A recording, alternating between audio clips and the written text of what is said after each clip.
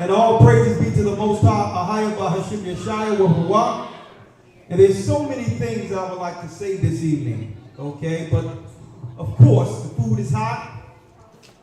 It's smelling good, so we're not going to take up too much time. So, and you know what?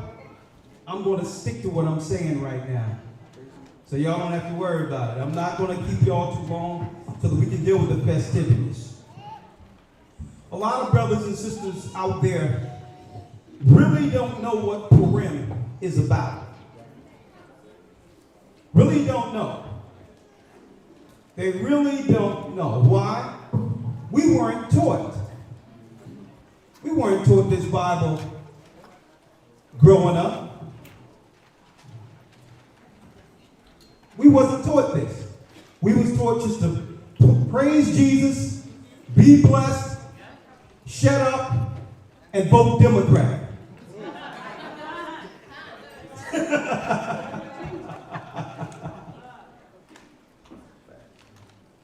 But, of course, a lot of brothers and sisters are coming to the knowledge of the truth. And the greatest gift the Most High could have given me is to see the works he has done within this church. To see brothers and sisters with the knowledge of the Most High, not just reading the Bible, but applying it and walking with the Most High in their lives. And to know that I just have a small piece of that is all the gift I need. Even though I don't say much, when I come through here sometimes and walk through, I watch, I listen. I see those children. I see them play. I watch how they interact like family, like we used to do on the block. And above all, I see healthy children because their parents are aware of the eugenics and the destruction of our people. Healthy, strong children. That's all the gift I need. But for you brothers and sisters out there that are on the outside of this celebration, let me tell you what PURIM is. PURIM is a high holy day given to us by the God of Israel. Now, it's a little less, let me pull it back, it's a little less than a high holy day. It's more so a memorial. A memorial is something that the Most High said, never forget. It's what we should have remembered while forgetting Christmas. Because sometimes when we come to the knowledge of the truth, because the truth is so different than a lie, most people see those who actually follow the Bible as strange, weird. And if we're not careful, the pressures of the world will have us view ourselves like they view us. But we're different, we're special. That's the gift. I never felt a certain way being seen as the outcast or as the guy that always tried to do something different. I never felt any certain type of way. Growing up and reading a book and all the cats running around pumping weights and all that, and saying this dude, he's square, he this, he's that. And you know what? I never felt any type of way because I knew something was different. And I know a lot of you out there experienced the same thing. The Most High always had a special gift in this earth, which is his people. I'm going to tell you this right now. Never be ashamed. Never be ashamed. Cleaving to the knowledge that the Most High bestowed upon us as a gift. Never be ashamed. It wasn't until I got of age that I realized why I had to experience some of the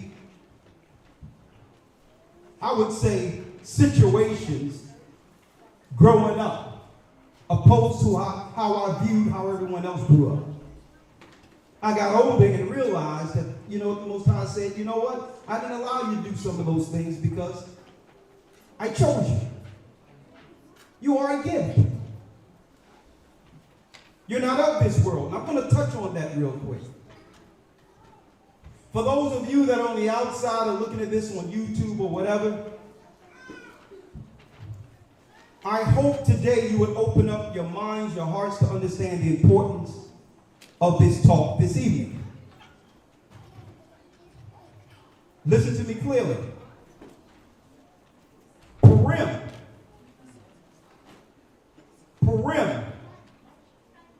is a memorial that was given to our people. A lot of y'all know this out there. Y'all know it in here. That all we wanted to do as a people was to serve our God. And under the Persian Empire, there was a king.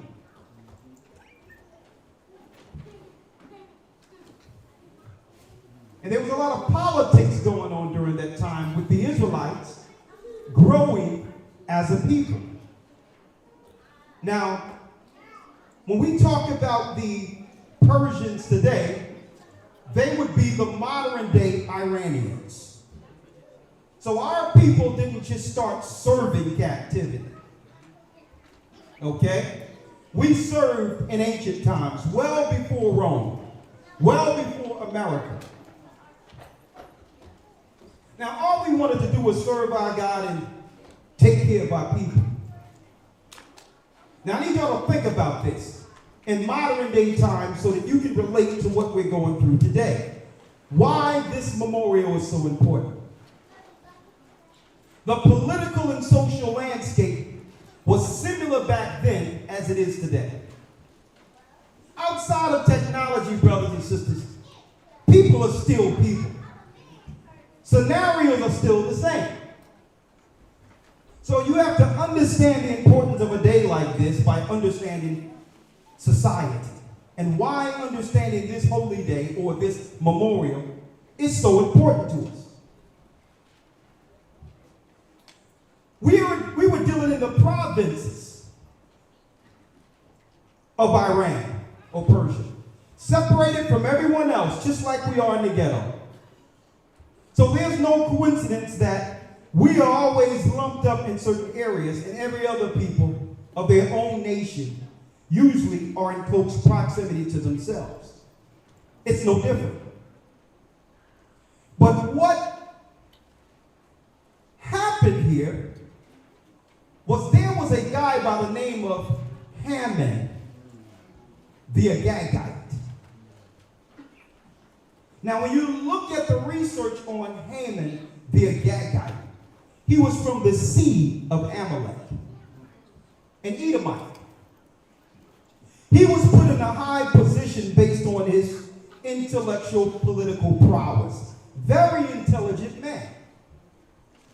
But in order for him, as he saw fit in his mind, to be revered in his position, he was the one who would calculate any future risk to Persia. So we've seen our prophets Mordecai and others who refused to serve the gods of Persia or any other Gentile god. We got our own thing. We do our own barbecue our way. We put the sauce on it a certain way. Right? We don't eat ham. We don't eat shrimp, crab, none of that. Lobster. We have our own delicacy. We're not bothering anyone with it. But because we had our own fashion, Haman urged the king to take a look at how close we were based on our core belief in the God of Israel who gave the law to Moses. He says, listen, right now, it's them not serving our gods. But keep in mind, if we allow them to keep on with those cookouts and come together and grow and multiply and become great, what happened in Egypt could happen here. They can multiply, join a constituency, and become more than our people, and eventually they will overtake the government. Right? So a lot of y'all don't know this. So it was about population control. This was a political agenda to keep us from growing beyond control. Right? And this, I'm saying this tonight for those who are on YouTube and others who really don't know what this memorial is. And you can't tell me this wasn't our people in the Bible when you read it, because we're going through the same thing today. So what Haman did, and I'm sure I heard that the children and others have a play. I want to see that a little later. I'm not going to be here too long. What Haman did was say, well, listen, we need a political strategy here, where we need to be able to number how many people of this persuasion, being Jews, being Israelites. We need to number of how many people are in every province of this specific people. A census. See, they tell you answer the census so that the government can actually go into the treasury as the population grows to allocate finances for a particular area or community. We need to know how many people in the community so that we'll be able to understand the finances to better serve it. Similar to that. See, but it was against the law. The Most High even told the kings of Israel not to number the children of Israel. So obviously in the law, the Most High knew that the Gentiles would take what? The numbers of our people as some type of existential threat. So listen to what happened. Everything good? Haman said, let's number the children of Israel. And then we'll put out a bounty. We'll go in the treasury. We'll go in the treasury and pay mercenaries who can actually get rid of these people in number, in mass, in hopes that the rest of the population of us who survive, which is acquiesce and follow suit as one of the citizens of Persia. They were going to kill us, and there was a plan to destroy us in Persia. But guess what? Mordecai had some family by the name of Esther. Sister. And see, and this is why I hate absolutes and generalizations. When we look at the negative image of how they portray us and believe that all men are one way, and look at the negative image of how the world portray our sisters and think that they're all the same way. Not realizing those negative images were financed, were promoted, so that all of us would look less than compared to everyone else. When we are God's gift. We are the children of God. And sometimes we fall to those stereotypes. But this particular sister, innocent, pure, virtuous, she's walking through the palace, and you know how, our sisters, when they want to be seen, they can be seen. Okay? Yeah. She go walking through this palace. And the prince was like, man, who is that?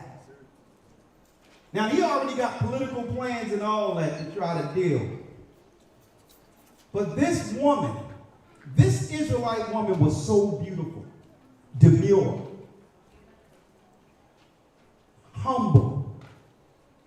And you know the Most High did some nudging too. Who knows? You know how it is. The guy's looking this way, planning a strategy to do things to our people, and a glass falls away, and he turned around and, oh, Esther. that walking? Who's that?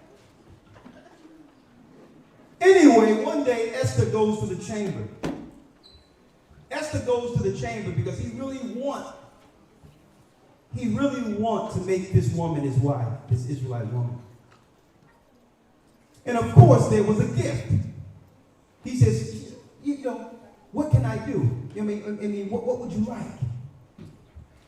Yeah, in a nutshell, I want Haman's head and his son's head on spikes. I want them all gone. The Most High strategically put her in place to save the children of God. A system of the bloodline of the prophets, Prophet Mordecai, and through that saved our people in Iran.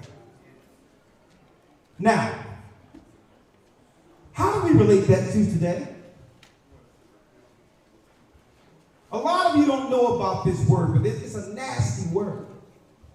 It's called eugenics. EUGENICS. Eugenics. It's a scientific word. It's a clean word that would have us agree through science that some people aren't fit for the future. And that it's a government or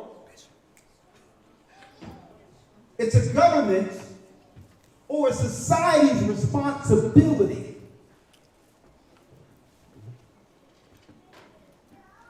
to rid its society of the weak. The weak within their society must be rid of in order for, as they claim, to go to the next stage of evolution. It so happens that the people on the bottom, when it comes to these programs of getting rid of people, always suffer exponentially more than any other race of people. So when they roll out a campaign, at the end of the day, who suffers most? The poor. Because the poor cannot afford to get out of harm's way. So what's more strategic? What this empire has done, it has taken what Egypt couldn't get right and what Persia almost got right and perfected it. That's what we're living under today. And I thank the Most High that when we went through this so-called campaign that they're now telling you they're going to let up now, when it first started in 2020, I told you all to do what? I told you all to do what? Hold the line. Don't listen to what they're telling you.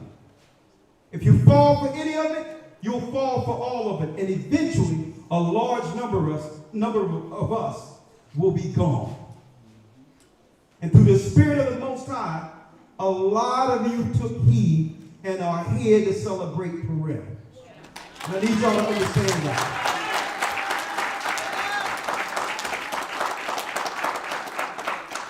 Now, I'm about to read the Bible real quick. It's going to be real quick, but I'm going to say this. Brothers and sisters, once Haman and the conspiracy to destroy our people was over, and there was no more threat to our people, what happened? The Most High said, remember this day as a memorial. The day that I saved my people. So a lot of people don't realize that sometimes when it's the hand of the Most High doing something, a lot of us are looking for supernatural, invisible intervention and not realizing when the Most High is working through people. That's a gift. Because to us, it was the Most High who put her in position to destroy that conspiracy against us. But politically, this story is still within the annals of our king and all that. Esther, all of them are written in Iranian history. I need y'all to understand that. Okay? Let me break it down to you.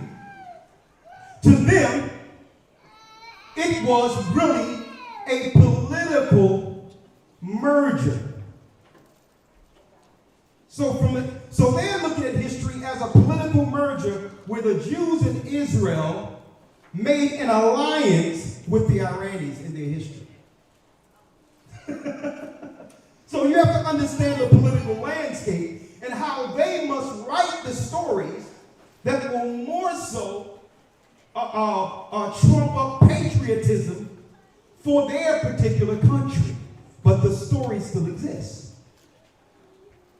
The hand of God have always been with us. Have always been with us through every journey. Through every journey. From Egypt to America, the Most High God has been with us. And listen to me, folks. And I'm so glad that the Most High gave, and I'm going to talk about myself personally right now. I'm so glad the Most High gave me the truth. And I'm going to tell you why. If it wasn't for this understanding, growing up in North Philly, 5th and Lehigh, 2 years old, 15th and Diamond, the crack era, the drug era, seeing people, cousins and all that, shooting heroin after the war, and I'm sitting there on the steps. Growing up seeing what? Crack totally decimate all my friends and community. It was one time, folks, and y'all kids, y'all don't know what it is. I'm going to tell you, I'm sounding old right now. But let me tell you this. Yo, let me tell you. There was no such thing as gang wars and all that outside of those who was living that particular life. There was no gang wars that affected the block. If there was a gang war, they would meet somewhere in an alley or somewhere and they would handle their business, but it never affected the children. And let me tell you, and the way the blocks was, if y'all can remember this, if you mess with anyone on the block, the whole block fell on you. I'm talking about mothers hitting you, grandmothers throwing stuff. The whole block fell on you.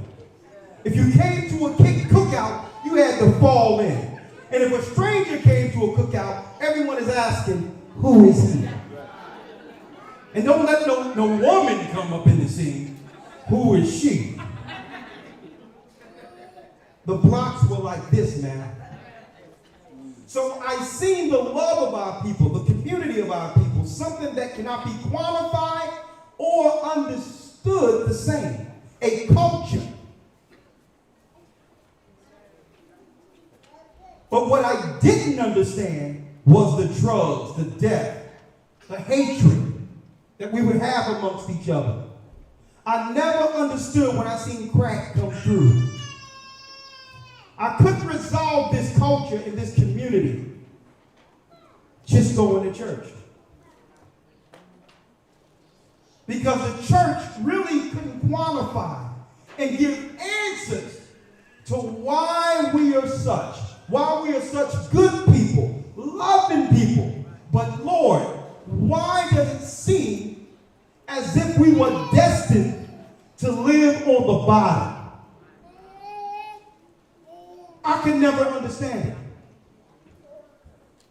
I'm like, and as I got older, I started realizing this is someone's plan. And it's to a point where if I didn't get the knowledge out of this Bible, I don't know where I would have been. Because I couldn't understand all of this. It was confusing. Drugs, killing, molestations going on, people going against each other, the marriages, everything, and all of these people go to church.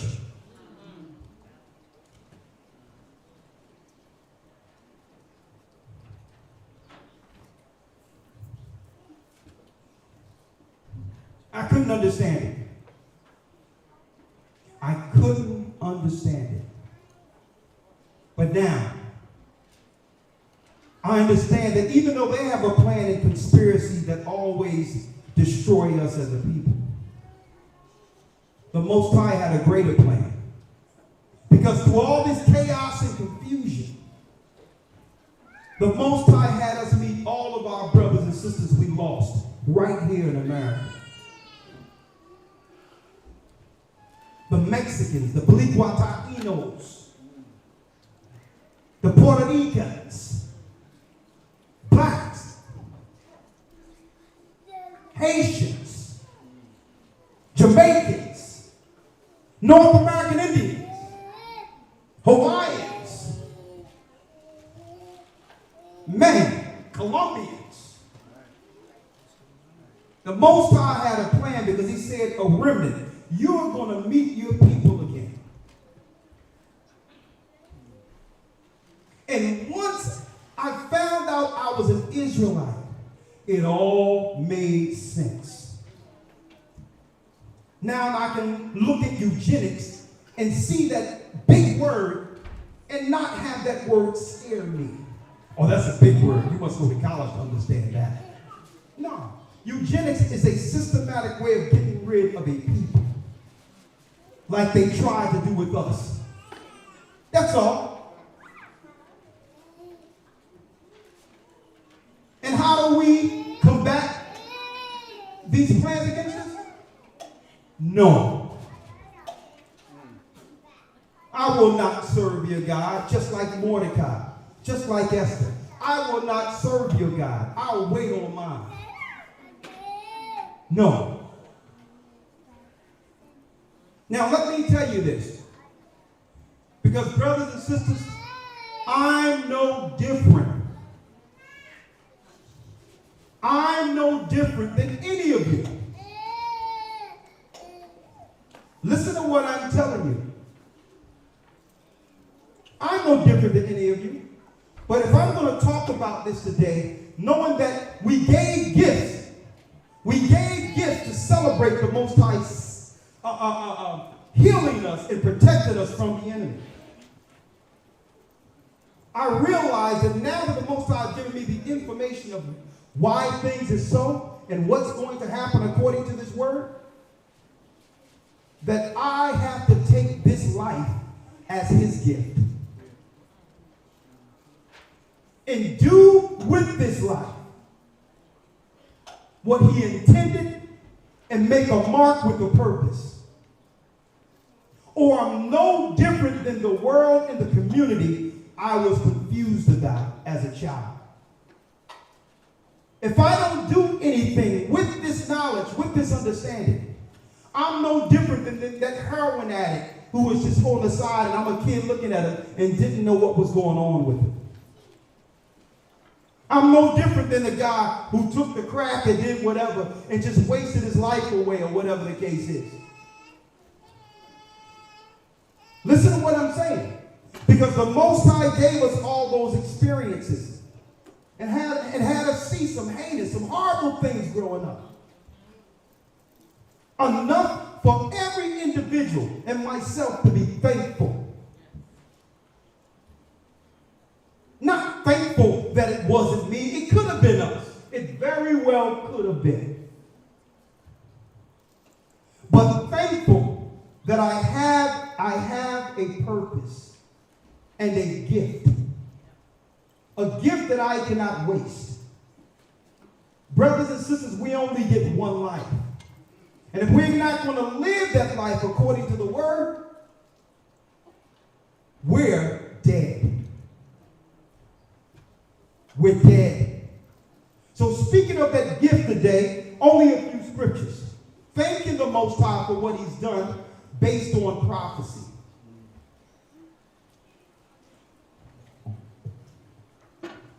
Elder Lawyer, I need you to now get the Valley of the Dry Bones, Revelation 11.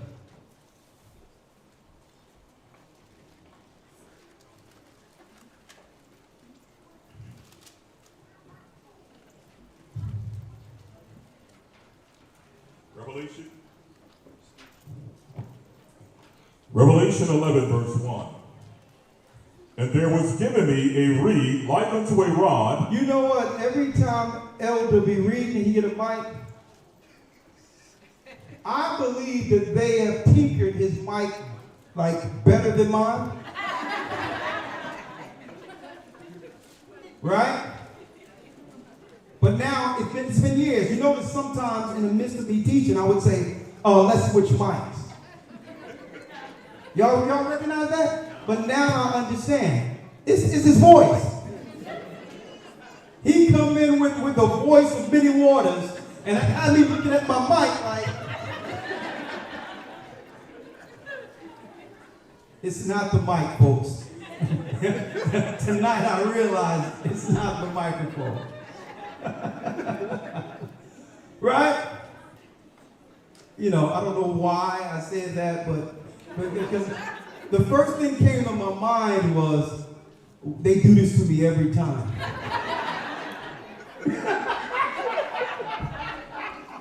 Man, it's that voice.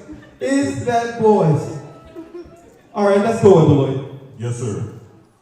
And there was given me, this is Revelation 11, verse 1. And there was given me a reed like unto a rod, and the angel stood, saying, Rise, and measure the temple of God. And measure the temple of God. So this is what we can't see while we're in these neighborhoods, going through what we're going through, growing, and then looking back and feeling like, well, woe is me. My family wasn't a certain type of way. I didn't get what these other people got. I didn't do this and I didn't. And the Most High said, what?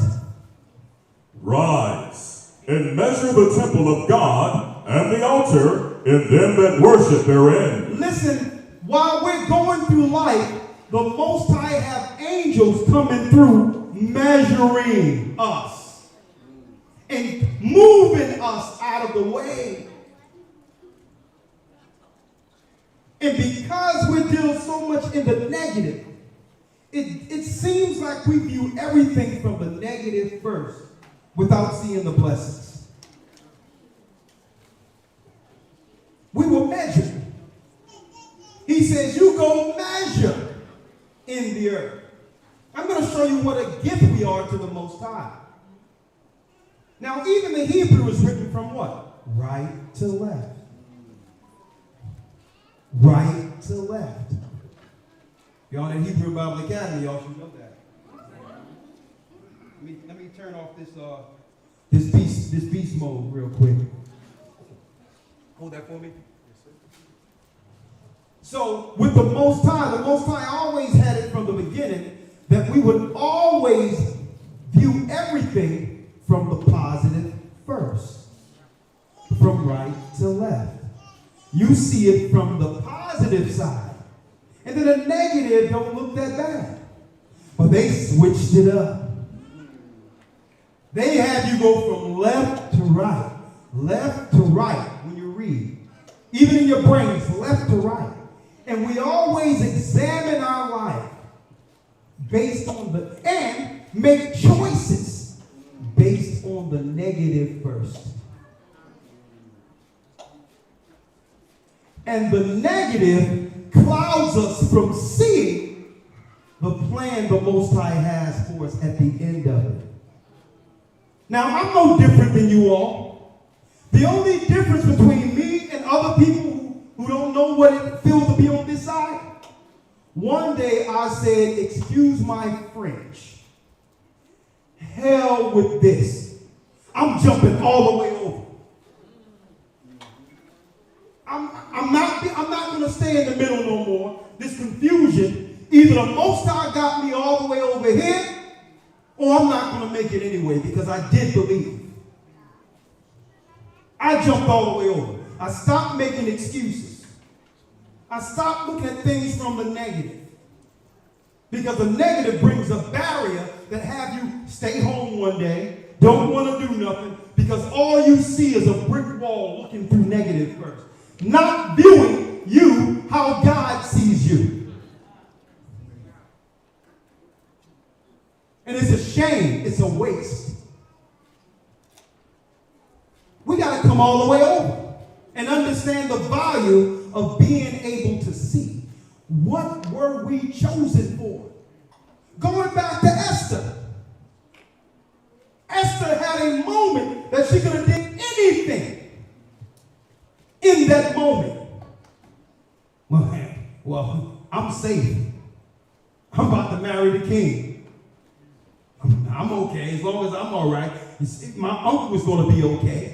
If she'd have looked at things from the negative, she'd have said, some of these people don't like me anyway. They were jealous of me anyway. But she was chosen and understood that that moment was a monumental moment for her people and chose to do right and sacrifice for others. That's what you call being measured and used. So the Most High, for everyone in this room, he sent forth an angel and said, measure.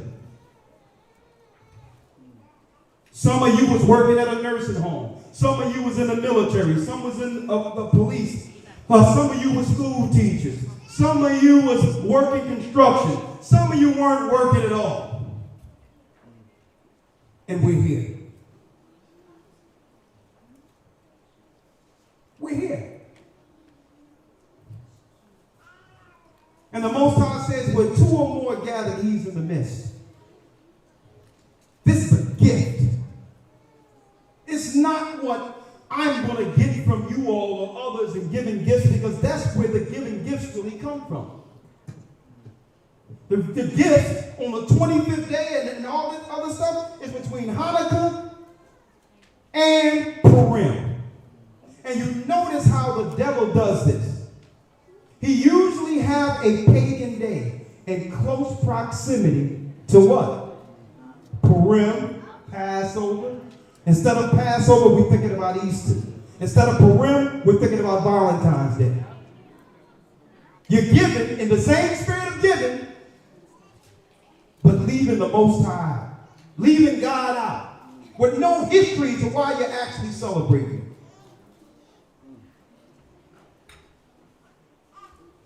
And they do that on purpose because they know on these holy days, gates are open. Angels come through. They're measuring, they're seeing, they're watching. And you'll sit there, happy Valentine, a heart and all that. And the story about Valentine, this dude was a psychopath. He was an Edomite running around and falling in love with other men's wives, stealing hearts. He was running around just, okay, listen, all these single women out here, nah, I want his wife. So you know what I'm going to do? I'm about to deal with you, and I'm going to bring your heart to your wife. You're going to really love me then. There's a sickness that's going on while they're overshadowing Purim. They're using Valentine's to overshadow the gift when the Most High saved our people. But let's get right to it. Come on, Elder Lloyd. I know we got food back there. Yes, sir. Revelation 11, verse 2. But the court which is without the temple leave out, and measure it not. For it is given unto the Gentiles, and the holy city shall they tread underfoot 42 months. So it tells us that for 42 months, that our people will be treaded of the Gentiles. That 42 months break down to a time, and a divided time. In a nutshell, from the birth of Christ in the height of the Roman Empire until his second coming. So for all of this time since Christ was born, up until now, we've been treaded underfoot by the Gentiles. By the Gentiles. It's to a degree where I don't know anybody that go to church more so than our people. And I love doing it, but the other night, I'm online breaking down the dietary law to a grown person, grown woman, who had this Bible in front of her in church all of her life, just like me. And we don't even know, and it's no respect because I'm just showing you how little we've been taught by the Gentiles. We don't even know what God wants us to eat.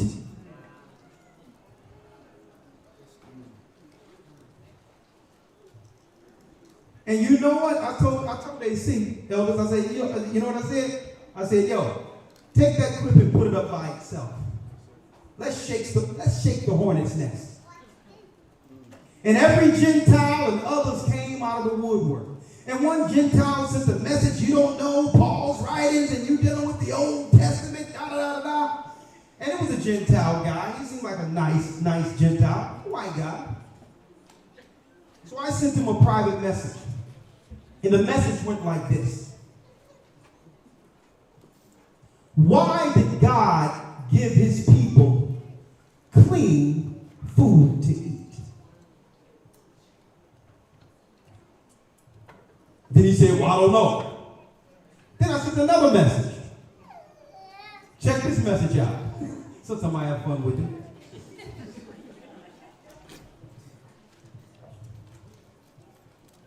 Why would God have a holy people eat unclean food? And how does eating unclean food benefits God's people? I left it out there. And you know what? I've yet to receive an answer. Because why? They weren't taught to learn the Bible and see the Bible logically. If it was meant for us to eat unclean food, the Most High would have said it's okay. So this is why the angel said, the angel was sent to measure the temple, God's people. And he says, leave the Gentiles on the outer courts. Don't measure them. Don't measure them. Because it takes the Israelites to get the Gentiles together. And we've been working backward. We've been going to the Gentile for answers, understanding, education. We've been going to the Gentile to learn about a God they don't serve. And this is why the Most High sent the angel and said, you go to these people. They know what it is to suffer like they did in Egypt. They know what it is to suffer like what they went through in Persia. They know how to live in life and death-defying scenarios. Go and measure these people. Give them understanding. Let them know I didn't forget them. Read. Verse 3. And I will give power unto my 2 witnesses, and they shall prophesy 1,260 days, clothed in sackcloth. That prophecy in sackcloth is the 12 tribes of Israel suffering under the hands of who? The Gentiles. The 2 witnesses is Judah and Israel. 1,260 days. Now, how are they prophesying? You see their conditions: on crack, separated families, you name it, dying in the streets, on drugs. And it says, well, how are they prophesying? Well, the Bible is saying this would be the condition of those people who sinned against God. That's a prophecy. But no one is measuring these people according to prophecy. They're looking at their conditions and say, well, I guess that's how just black people are. Not realizing our condition is a prophecy in of itself. In sackcloth. Now think about that sackcloth. That sackcloth was what? When someone dies, usually you put on black, which represents sackcloth, and you mourn the dead. So it will be us in our society mourning the death of who we once were. The children of Israel. The children of God. Our existence is mourning the death of our people who died in 70 AD. Judah, Benjamin, and Levi, when the Romans came against us. And then when you look over, even before that, 721 BC, when the kingdom was split, when the North American Indians came here, Gad, the Balique Taino Indians, the Mexicans, the Puerto Ricans, all of them over here almost over thousands of years before they would meet us here. And the angels started going through and saying, measure them. They're in sackcloth. They're mourning their forefathers. They're mourning their land. They're longing to know about me. So he sent the angel to measure them. Are you going to fall victim to the sackcloth, or are you going to stand up and get our people out of the grave? See? Finish reading. Verse 4. These are the 2 olive trees and the 2 candlesticks standing before the God of the earth. Come on. And if any man will hurt them, fire proceedeth out of their mouth and devoureth their enemies. And that's what's coming. That's the power that our people will have when they come against us. Fire proceeds out of their mouth. Read. And if any man will hurt them, he must in this manner be killed. Come on. These have power to spontaneous combustion.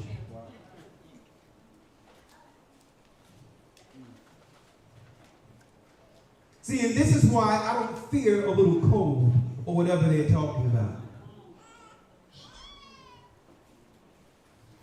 And I hear people all the time, well, I don't know, they require a test, and they require this, and I don't know how I'm going to be able to do this. And I'm looking at them, I'm like, you know what? You have no idea of the God that made you.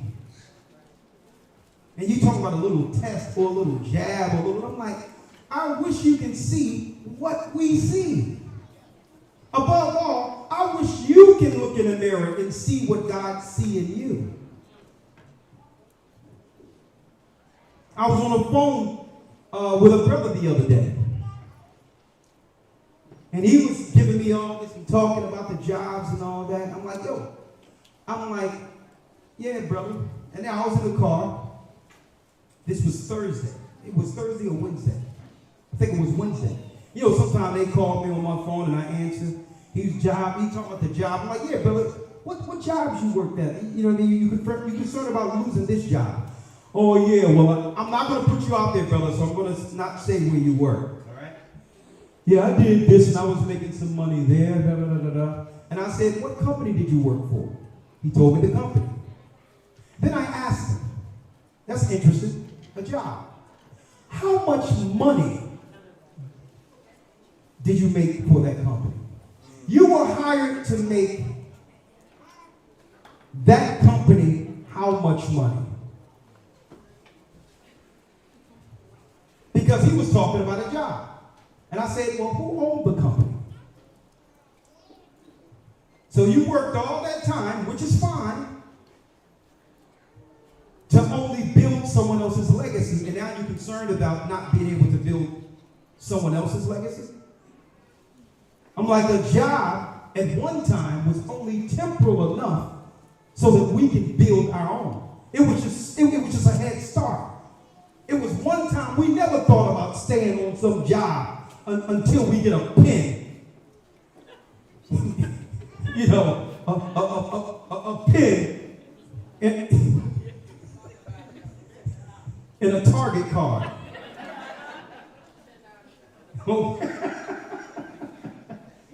And thank you for your service. I'm like, I need you to really think about that, brother. Because you're talking about sacrificing the rest of your life for a job, and you had jobs before. And you're talking to me right now, and you okay. Right? So when we're met with an obstacle, no is an alternative. If it means compromising our bloodline, compromising our bloodstreams, compromising who we are as a people. And I thought I would say that because why? A lot of people are making choices strictly on jobs, when the Most High already have a job for you. And when you step into who you are, He's going to make it clear on how to make some little money. We can't let the money rule us. We can't do that. We can't do that. And I have a lot of other stories, but I'm going to share them this Tuesday. Some Wednesday, some tomorrow, and some on the academy, because, you know, I have a few more stories, but I'm going to share it with y'all. But go on. Verse 6.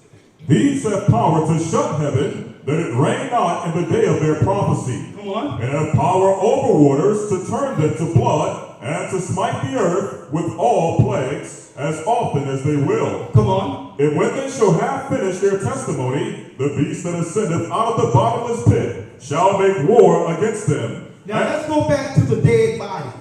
Yes, sir. Verse 8.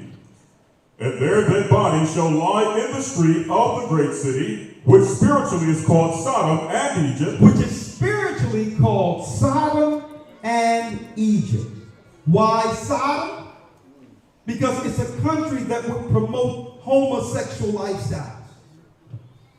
And it's also a country that would have the same laws in place which enslaved our forefathers, the Israelites. So this is why our communities were all jacked and all that. And I'm going to tell you this, brothers and sisters, and this is why Christ gave us the spirit of forgiveness. We have to stop blaming our circumstance and our families on our current state. We got to stop thinking negative. It's from like right to left.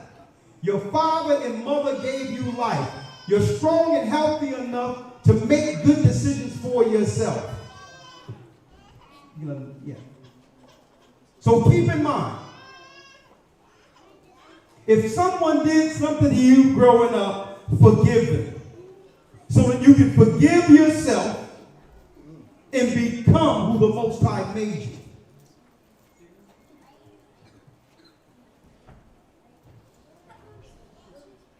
Okay, what happens if you're driving in your car? What happens when you drive and you're going about 55 or 60? And all of a sudden you decide to drive looking back.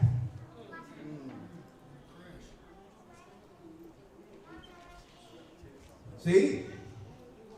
All that, well, this is what happened to me in the past. And the Most High is saying, I'm standing before you now. I'm giving you the answers to why you are in the condition in sackcloth you were. Your condition prophesied that you must be the people. Me giving you the gift of your nation, your purpose, isn't enough. Why look backward and harp on the sins of your father when there's a kingdom in front of you?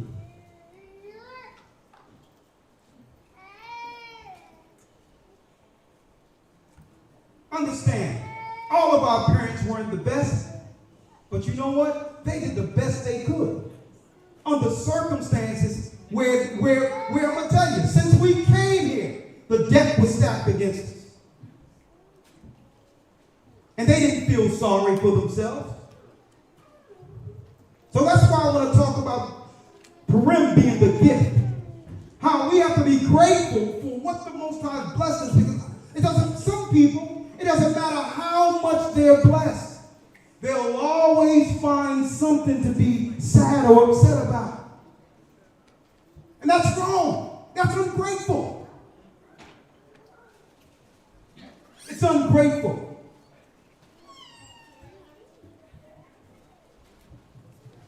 Let's finish reading. Yes, sir. Revelation 11, verse 8. And their dead bodies shall lie in the street of the great city, which spiritually is called Sodom and Egypt. Now let's break down. Come on, read it. Where also our Lord was crucified. Where also our Lord was crucified. Now that can be confusing to some people, where it says our Lord was crucified. Hold up. Christ wasn't in America, was he? Christ wasn't in South America where our people were getting killed. What is it talking about where Christ was crucified? It tells us in the epistles, cursed be the man that hangeth from a tree. And Christ became a curse for us. So the curse is hanging from a tree. like they hung him on the crucifix. So when it says where he was crucified, it actually highlights the hangings that happened to Judah here in America. That was them crucifying Christ over and over and over and over again. And they were telling us the whole time, don't you know why we're hanging you from trees? This is what we did to your Savior. The Savior who will one day judge us. And if we keep you vibrant, strong, spiritual, together, you were born to judge our evil ways.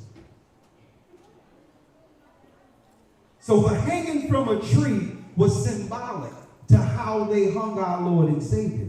That's what it means. Sodom and Gomorrah, and the place Christ was crucified. Because Judah was crucified here in America and still is getting crucified.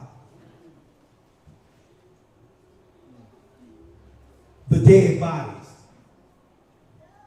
Who are the dead bodies? Ezekiel 37, other way. I only got 2 more scriptures.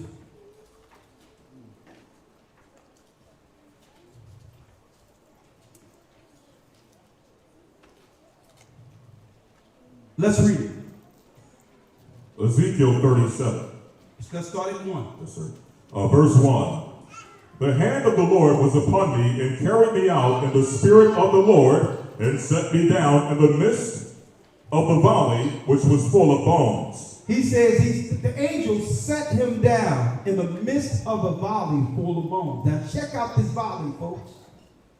Read. Verse 2. And caused me to pass by them round about, and behold, there were very many in the open valley, and lo, they were very dry. They were very dry. It's like the Most High dropping a prophet down. And 7th and Lehigh, 3rd and Allegheny, Kensington. The valley of the dry bones.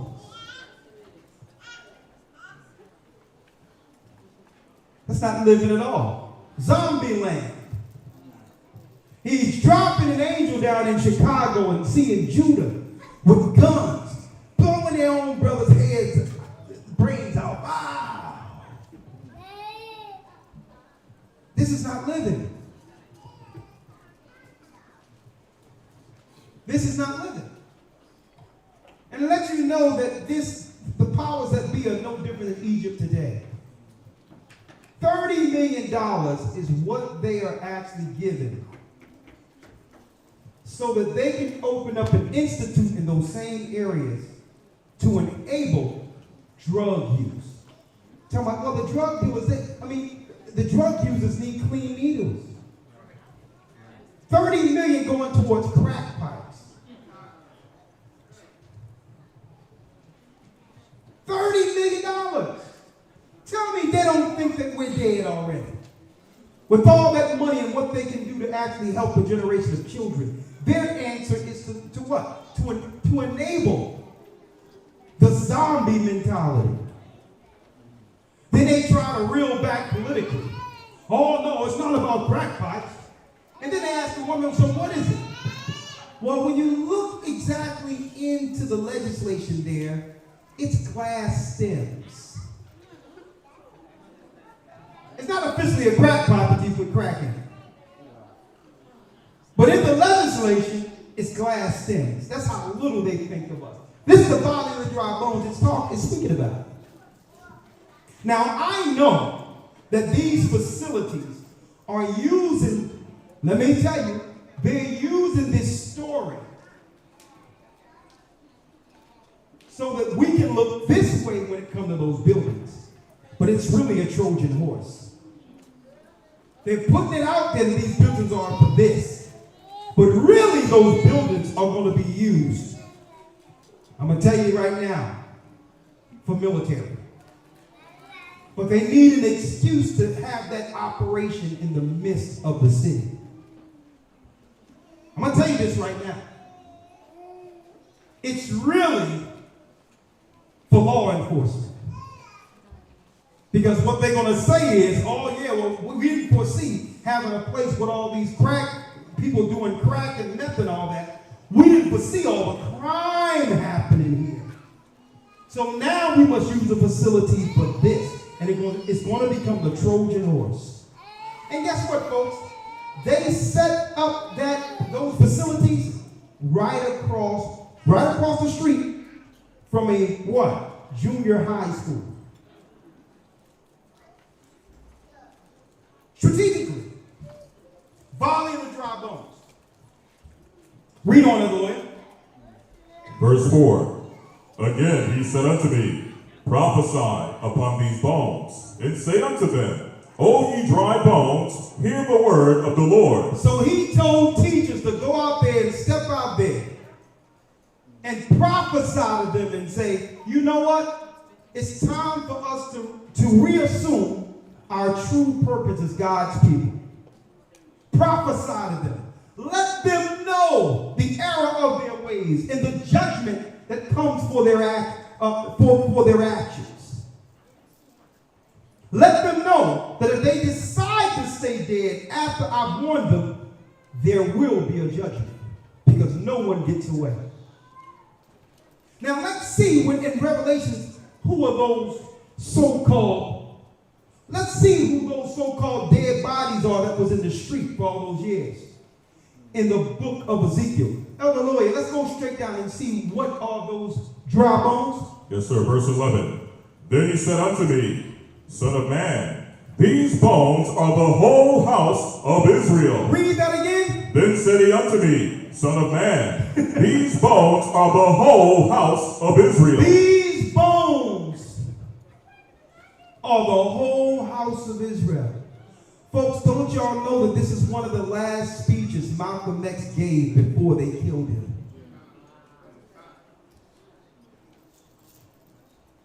He wasn't talking about Islam, folks. What do you think was going on when he named himself Shabazz and started doing all that? You know who was teaching in New York the same time the Nation of Islam was getting funded? Israelites. So you think he didn't know? One of his greatest speeches before passing was to tell us that we are from the valley of the dry bones, that we are the dry bones in Ezekiel. Can these bones live? Live? Absolutely. I'm looking at it. I would love to see in my people what my God see in my people. And that's the whole deal. That's why it doesn't matter. The forgiveness is there. Even if I'm done wrong. That's why I care. That's why we do this. Because every other nation on the outside of us don't believe. They don't believe, folks. They don't believe that we can achieve above the status they have placed us under. So we have to believe, I have to believe that we're the gift, the Most High gifted this earth. That we're more than what the Gentiles claim we are. And this is why the angel asked Ezekiel, can these bones live? And Ezekiel said, only you know, Lord. Only you know. Only you know. Man, if only each individual can see what the Most High God sees in them. And how much the Most High God and Christ love you and chose you. If you can understand what I'm saying right now in this word, and you can read this Bible and see it in its proper narrative, you are chosen. Understand what this is. Because many were blinded. Even Christ said many were blinded. Christ would speak straight out to the people, and no one, only a few in the crowd, even though he'd have multitudes listening. Only a few in the crowd would walk behind him and say, man, hold up. Did you say this? Is it clear? You must be that. Because even though everyone here, even though their ears are working, their spiritual ears are closed. And it says right here, so if you're listening, and here's another point to this. If you're listening and understand, you are now accountable to what you're hearing. You can't just hear this and go back as one of the dead bodies. See? You can't do it.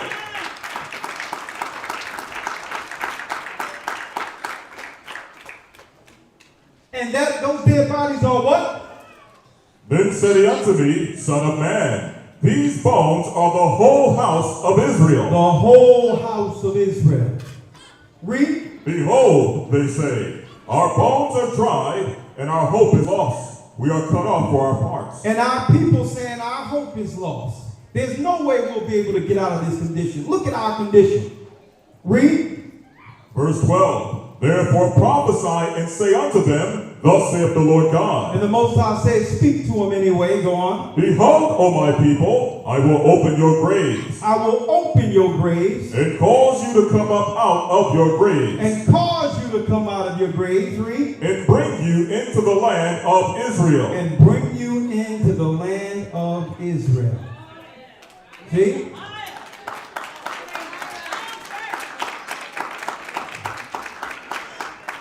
This is not a UN policy. This is not a world war that would happen in the Middle East or across the street or in Europe that would lead to the UN and others coming together and restoring us politically under a Roman imperialistic government. No. This is going to happen, and this is why they're ramping up.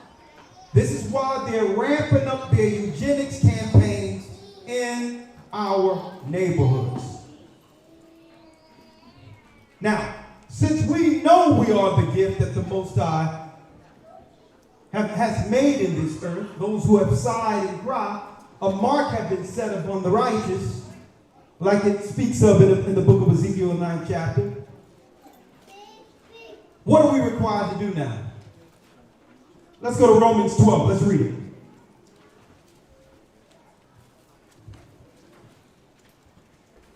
Romans 12. 1 and 2. Romans 12 and 1. Read. I beseech you therefore, brethren, by the mercies of God, that you present your bodies a living sacrifice. That you do what? Present your bodies a living sacrifice. Now check out what present your bodies a living sacrifice means.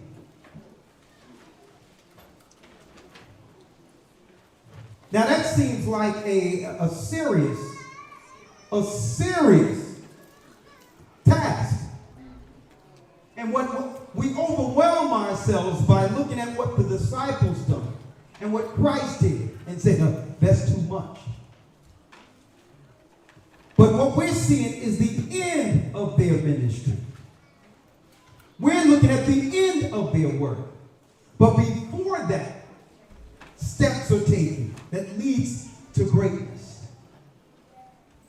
That's us looking within ourselves, examining ourselves, ignoring the good parts, because we know where we're doing right at, and focus on building, listen, the deficient. Too long, or as a people, because no one wants their swords to be shown, we always present what we're proud of. And there's nothing wrong with that. But if we're going to examine ourselves, we have to, what? Humble ourselves and not look at the good parts. Just look at where we know we're deficient or falling short. And say, you know what? I'm going to start working on that. I already got these things together. I'm not even going to mention these things. I'm good here. No one has to know it. I can write it down with all the things that I know I need to improve within myself. and start working on the deficiencies and saying, you know what? This is not what I just owe myself. This is a price I have to pay, understanding the price that was paid for me. Christ. Understand that. At least I can do is look at my deficiencies and begin to fix those. And yes, it's a sacrifice because why? You have to give something up to work on that.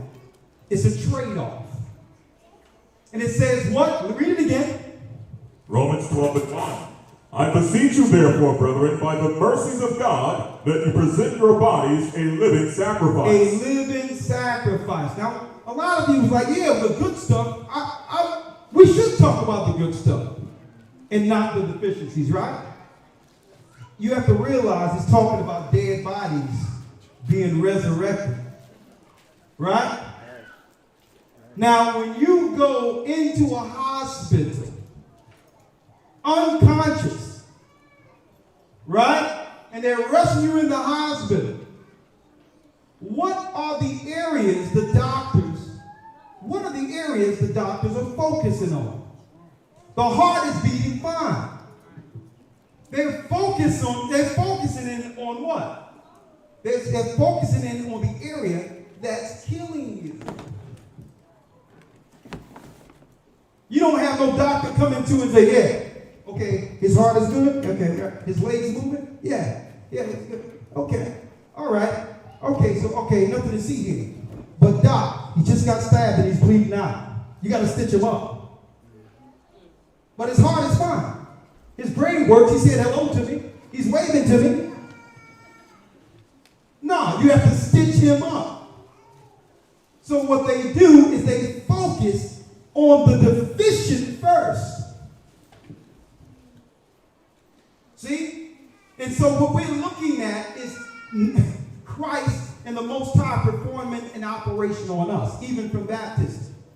That we now are looking at the areas that need to be stitched up. The areas that we know we are deficient or ashamed of. And saying, you know what? I need to confront this man or this spirit that I'm afraid of.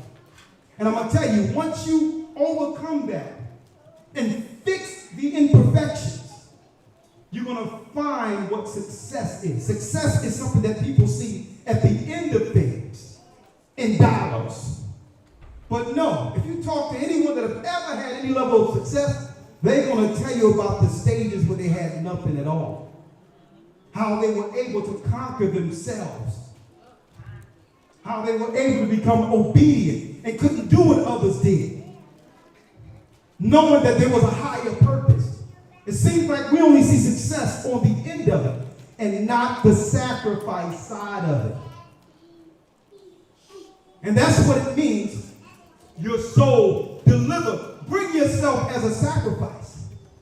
There's stages in that. It's looking at your life and saying, you know what?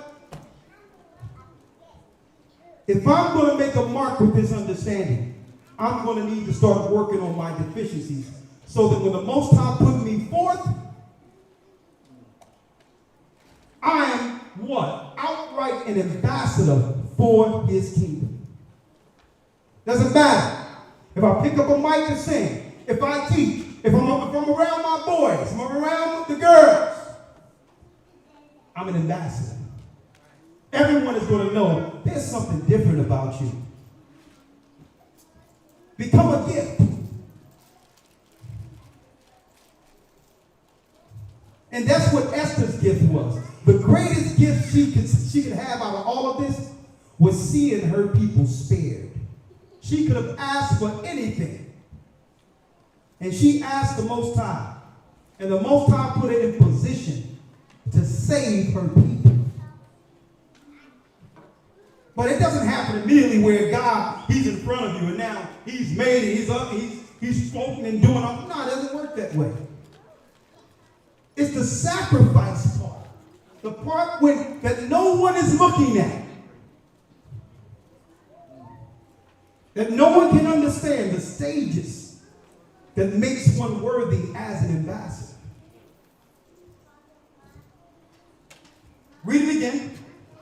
Romans 12:1.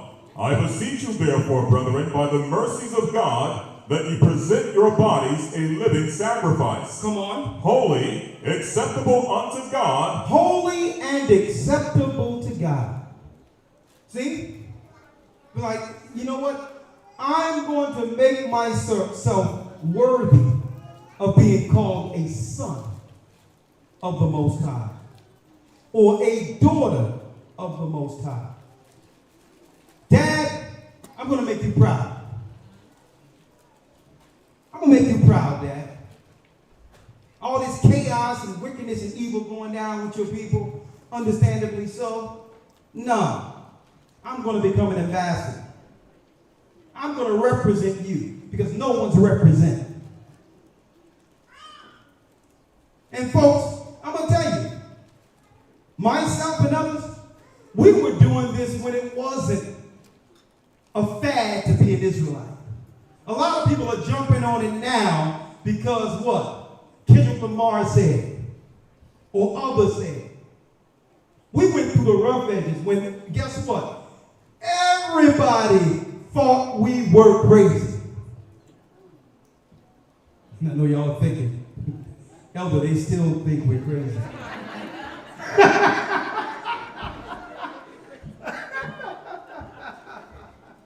Right?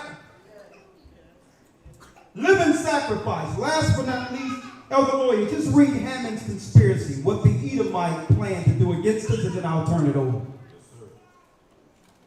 This is what we had to deal with. The people relaxing, chilling, doing our own thing, not bothering nobody, while the government plans to just utterly eradicate and depopulate or destroy us.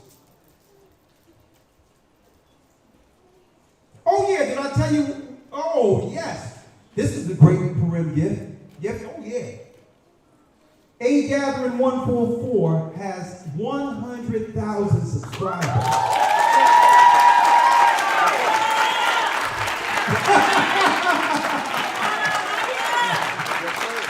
Right? Lord, I'm going to have to be very careful concerning what I say. You think I've been biting my tongue? I got stars and everything on my lips. Everything I wanted to say. Ricardo don't speak like he used to. He bite, man, listen. It's something bigger than just what I want to say. There's a lot of people we must deliver and get to in a short amount of time. And if we keep that side up, now at 100,000, watch this. And we have some plans. All right? I mean, I think, did I already tell y'all about the land we're looking into? Is there anything about that? Okay. All right. I'll tell you what, it's going to be good. I guess we'll talk about that when the camera's off. You know what I mean? Because, you know, when they all break down, everybody and their cousin, jabbed up and everything is going to be coming in. I'm like, yeah, with all white with a meaty wrap sideways. I'm like, listen, I think we seen you on an IUIC video. Oh, no, Elder, we were GOCC all the way. But I'll tell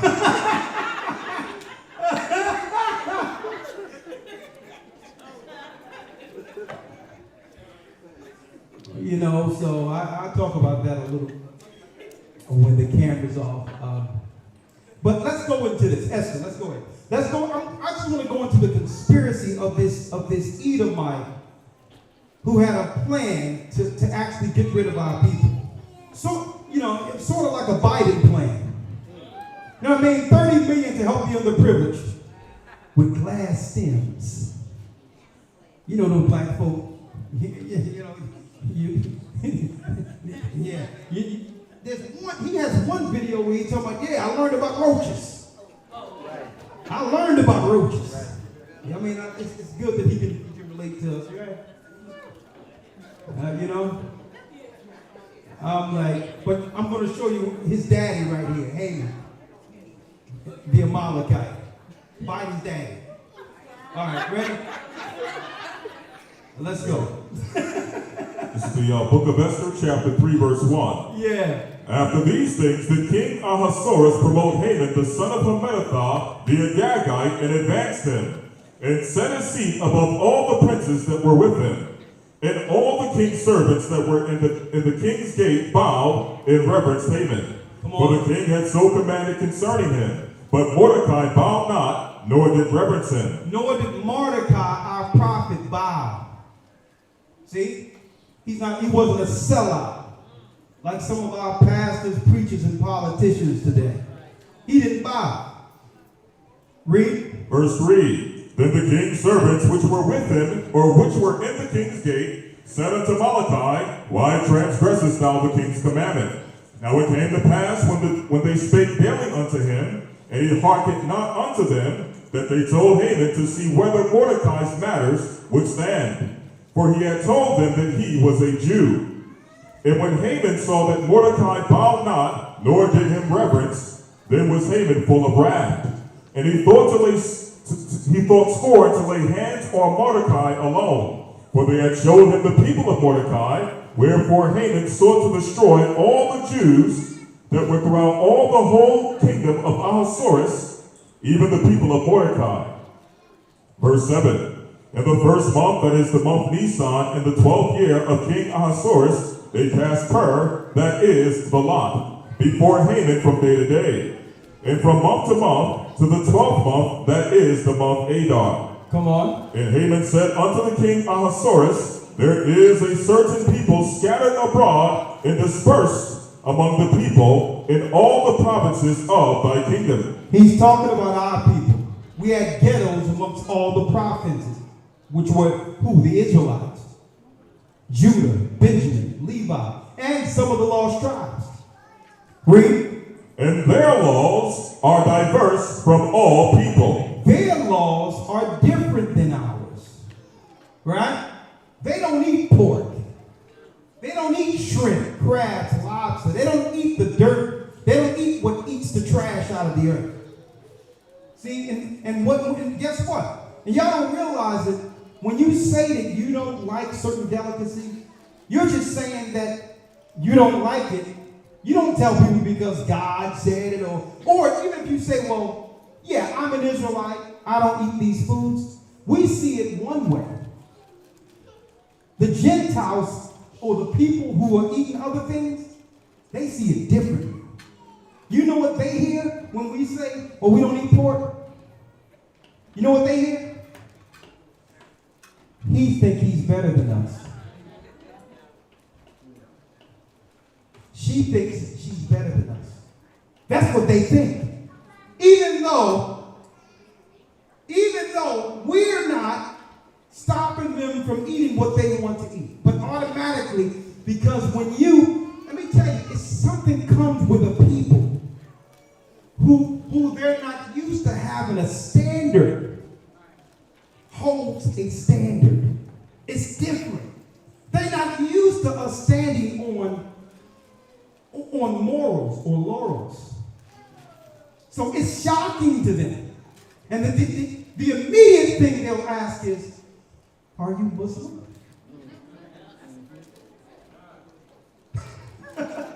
When Muslims eat camelback, I don't eat camelback, okay?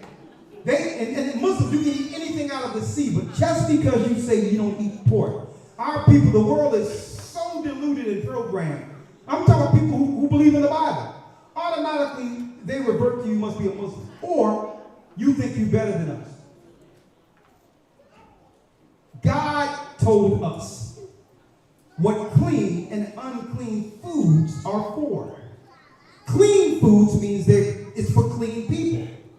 Unclean foods are for unclean people. Period. You can't bless and pray over something and make what God said is unclean, clean. Let's read. Verse 8. And Haman said unto the king Ahasuerus, There is a certain people scattered abroad and dispersed among the people in all the provinces of thy kingdom. Come on. And their laws are diverse from all people. Their laws are different than our laws. Right? Now listen, I don't have no problem with the Constitution's laws that are in place that does what? That parallels and highlight the laws that are within the Bible. So there are laws in the land that are righteous laws strictly from the Word of God. Thou shalt not kill. Thou shalt not steal. That's why when you do something wrong, you get thrown in jail. I don't have no problem with the constitutional freedoms that protects our right of religion. The right to serve our living God. But what they're not telling you out there is, what? You don't really have a right to believe anything outside of the religions we have given you. See? You have a right of religion, right to religion, but you must choose from one of these. Well, that's not a right at all. Because none of these religions is anything like worshiping the God of Israel and following this Bible in spirit and in truth. So here it is. This guy right here is telling the king and others, these people have different laws than us. Read. Neither keep they the king's laws. Neither they keep the king's laws. So when someone makes a mandate, automatically you're supposed to believe whatever they say and do it. See? And this guy was trying to urge the king to do what? To segregate us, to attack us. Only for worshiping freely like we used to with no issue within the kingdom at all. Read. Verse 9.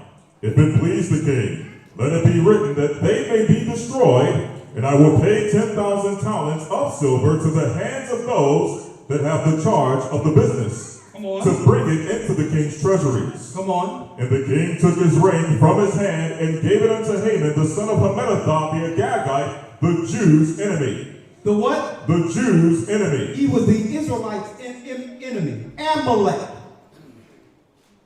Edomite. If you want to know who his sons are, yeah, the Romans became the children of these people we're talking about. Read. Verse 11. And the king said unto Haman, the silver is given to thee, the people also. Do with them as it seemeth good to thee. So he gave what? Treasury to mercenaries to kill off our people. And this is what happens when you see some of this legislation in our neighborhoods.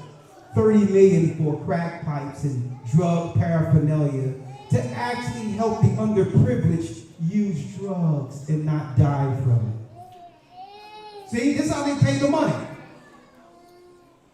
I have a video, folks, that I'm going to show this coming Sunday. Wait till y'all see this video. It's a video of what Trump was talking about doing at the same week that they launched the so-called virus. He was outright saying what he was planning to do. It's going to trip y'all out. Huh? You get a brief? Well, here's the brief in a nutshell. This is what he stated, that he's moving towards a national emergency to stop. He stopped cargo ships and all that was in the waters already. And these cargoes was bringing all types of drugs and all that into our neighborhoods. And he had the army to get in place to try to stop them from bringing the drugs over, because it's realized the drugs finances the programs. Okay, you heard of Alabama North and how they were using the crack cocaine money to actually use to fund a war so that they could have money off the books that people couldn't follow, right? So a lot of this drug money is unseen money that's used that's distributed that even the government cannot understand what it is, because they're funding a war separate from the government. It never stopped. Under Adam North, it never stopped. So what Trump was trying to do, he was trying to get in front of things, knowing that a lot of that money pays special interest to the enemies who would actually run against him. Right? For the president or whatever. He was trying to put people in certain places politically. But in order to do that, he had to cut off the money that was against him, the hidden money that you can't track through government. Drugs. So he stopped those ships from actually bordering in, knowing that the ships was coming. Right? On top of that, he had a sting. The next day, he had a report of a sting for human trafficking. And he was connecting all of that together. And all of a sudden, the world got a cold. Sunday. You gotta be there Sunday, son. I got the videos. And I'm like, whoa! I looked at the dates and I'm like, this is crazy. Because if only the world knew what was going on the other side. Because even though we're at the bottom being pressed between the two, there are internal wars politically on either side. They fight against each other too. So I'm going to be going into that this Sunday, son. Oh yeah, but I'll see you tonight anyway. Right? Yeah. All right. So Elder. Yes, sir. Let's finish reading the story. Yes, sir. Verse number 12. Then were the king's scribes called on the 13th day of the first month, and there was written according to all that Haman commanded unto the king's lieutenants and to the governors that were over every province, and to the rulers of every people of every province, according to the writing thereof, and to every people after their language, in the name of King Ahasuerus was it written, and sealed with the king's ring. Come on. And the letters were sent by post into all the king's provinces to destroy, to kill, and to cause to perish all Jews. Look at that. A decree financed through government to kill the Israelites. In the Bible. So here it is. Our people march, do all these things here. The highest constituency that keeps the left going. Folks. And our people saying, well, listen, at least help us with schools, better education, less eugenics, allow us to grow without government intrusion, stop the drugs from coming into our neighborhoods, and what are their answer to us? Well, we're trying to help the underprivileged minorities. Listen, that's a trick word. Okay? A minority is also, and I don't have nothing against a person, no matter what race you are, but a white woman is a minority. So they will give you these trick words. Well, yeah, the underprivileged minorities, and you don't need reparations. What you do need is $30 million towards some crack pipes, and we can help you out with that.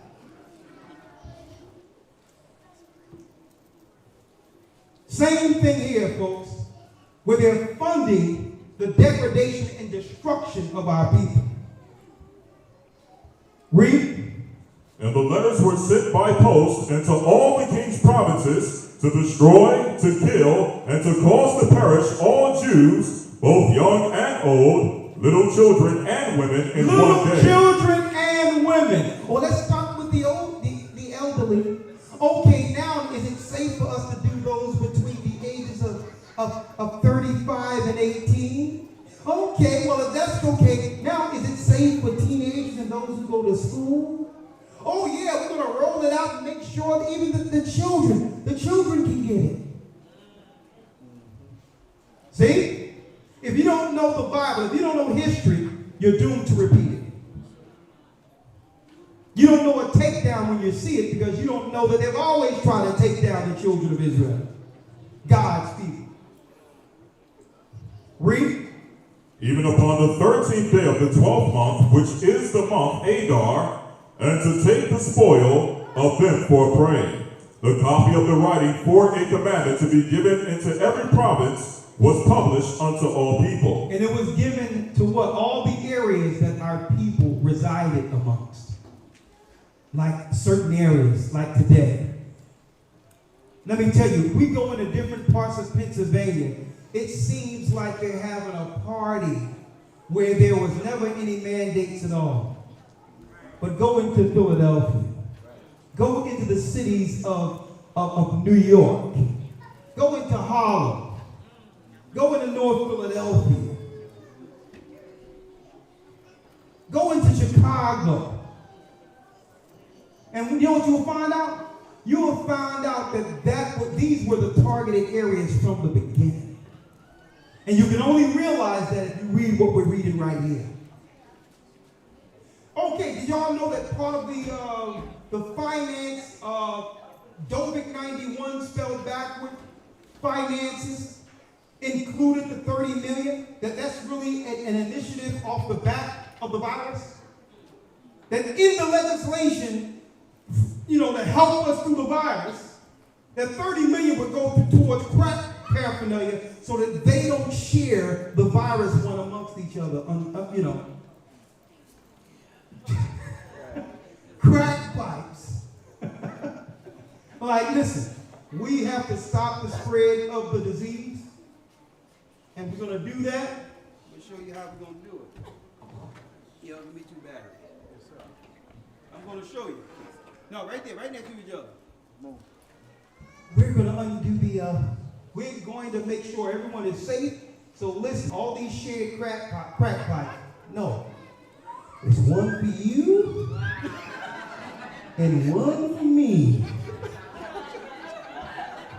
And we're going to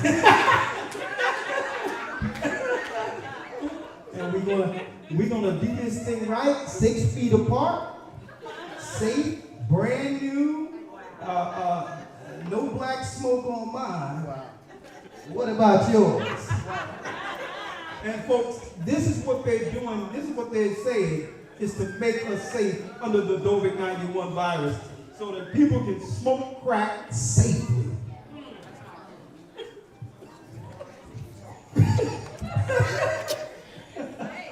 Now, hold on. Is that wild? Is that not an insult? They can only sell this to us, folks.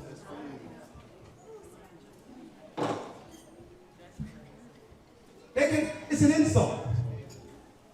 But if you don't know about PURIM, you don't realize they've always done stuff like this.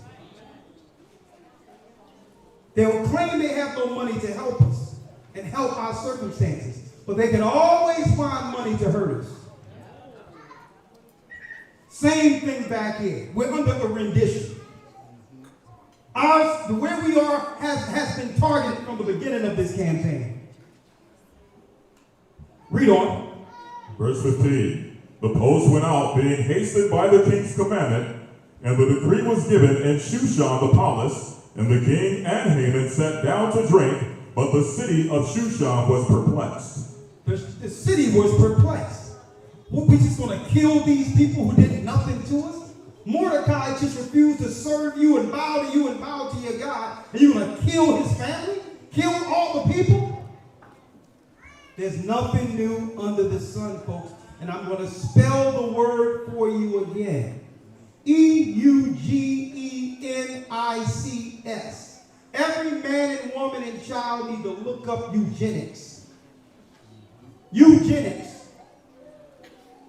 Bill Gates' father was a high eugenicist. High eugenicist. Talking about going into Africa and third world countries to the underprivileged and giving them medicines and all that. Listen, why don't we go into what made these people sick?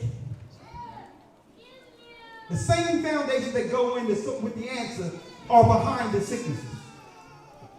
Right? And then we have what? Out of that came Margaret Sanger, who came up with Planned Parenthood. Doesn't that sound nice? So that we can plan families together. But strategically,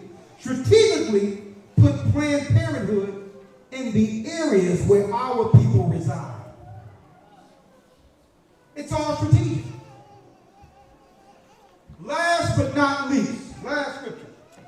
Let's go to Esther when she told the king exactly what she wanted. Haman conspired to kill us all politically. Folks, and like I said, this is not just the Bible. This history is written till this day at the same time period in Iran. In Iran, under their records, this particular instance happened.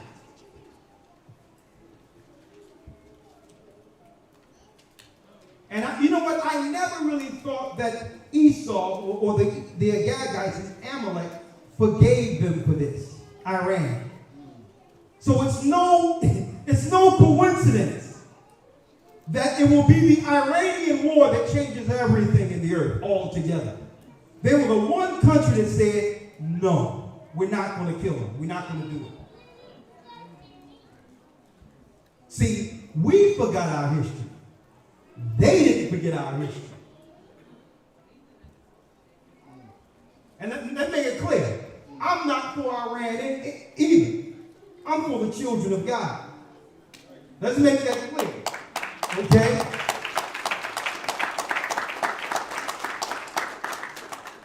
But on the political landscape, Iran was supposed to, under the Persian Empire, get rid of all of our people in the province. And it was a sister that stepped in, married the king, and did what? Decreed that he go out. He says, I'll give you anything for the gift, a wedding gift. And she says, you know what? This is what I want. I want that guy and all of his people out of here. Out of here where?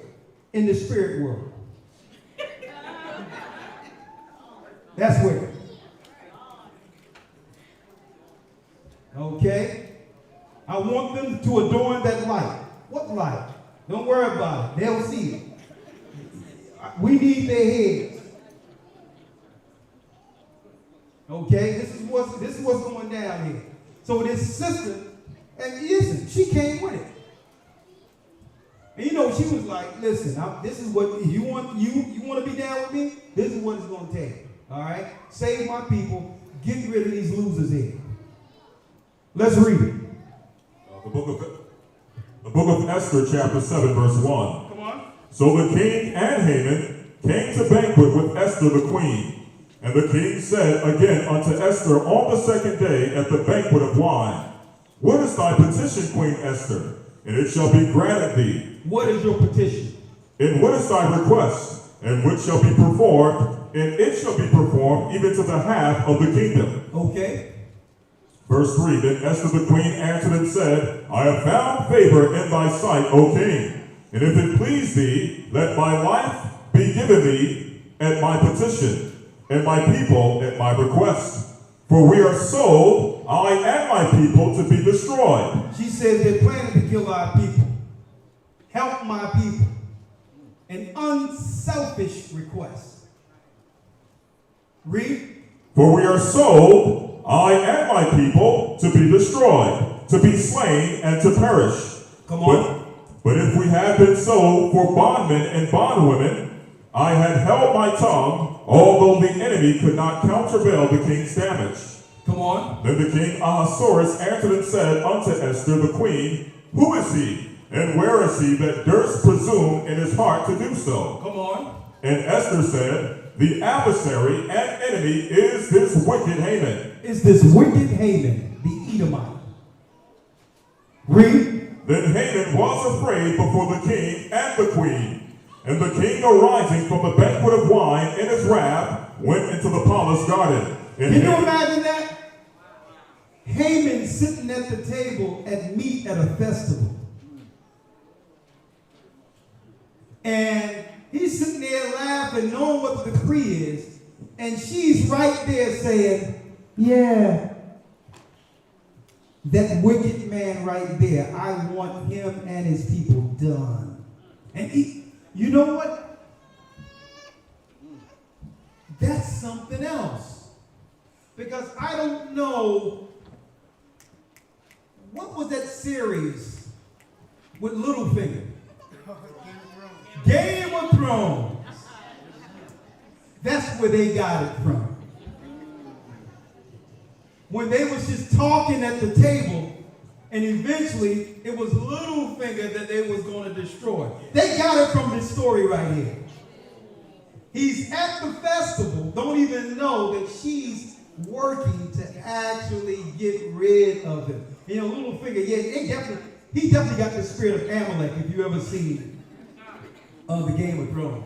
He's always lurking and conspiring and instigating and putting things together, only to see his plans unfold. And guess what? Usually when it happens, he's in another country somewhere where total chaos has totally came into fruition. And that's, he'll show up 10 or 15 episodes. Sometimes I just see that and like, man, that's the spirit of Amalek.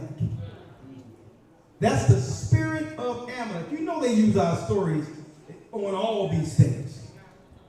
Come on, read it. Verse 6. And Esther said, the adversary and enemy is this wicked Haman. Is this wicked Haman? Come on. Then Haman was afraid before the king and the queen. And the king, arising from the banquet of wine in his wrath, went into the palace garden. And Haman stood up to make request for his life to Esther the queen.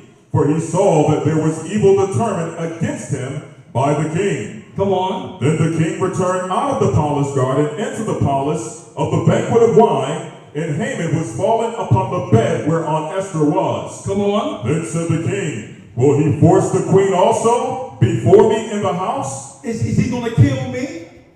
Read. As the word went out of the king's mouth, they covered Haman's face. And Harbonah, one of the chamberlains, said before the king, behold, also the gallows 50 cubits high, which Haman had made for Mordecai, who had spoken good for the king, come on, standeth in the house of Haman. Then said the king, hang him thereon. Hang him on the gallows. The same hanging that was prepared for Mordecai, the prophets. Hang him and his sons. Read it. Verse 10.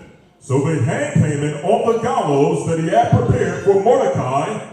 Then was the king's wrath pacified. Then was the king's wrath pacified. So because of that, this night is possible.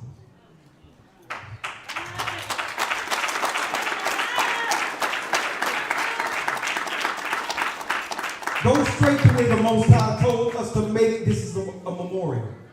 Now, a lot of people ask, well, is it the same as a Sabbath? No, it isn't a Sabbath, but it's a memorial.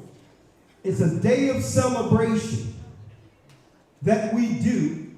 And for 2 days, if we would like, it's the giving of gifts. This is the day in which the giving of gifts originally came from. Not December 25th, Christmas. Because still, they haven't told any of us, why do we give gifts on December 25th? You can't say because it's Christ's birthday, because Christ wasn't born in December. Right? Nimrod, or the incarnate Talmud, or Mithras. The virgin child Mithras, Tammuz.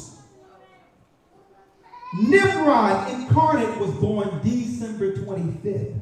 And they turned the worship of a Babylonian man, the virgin son of Semiramis, into the new Christian story for Mary and Christ.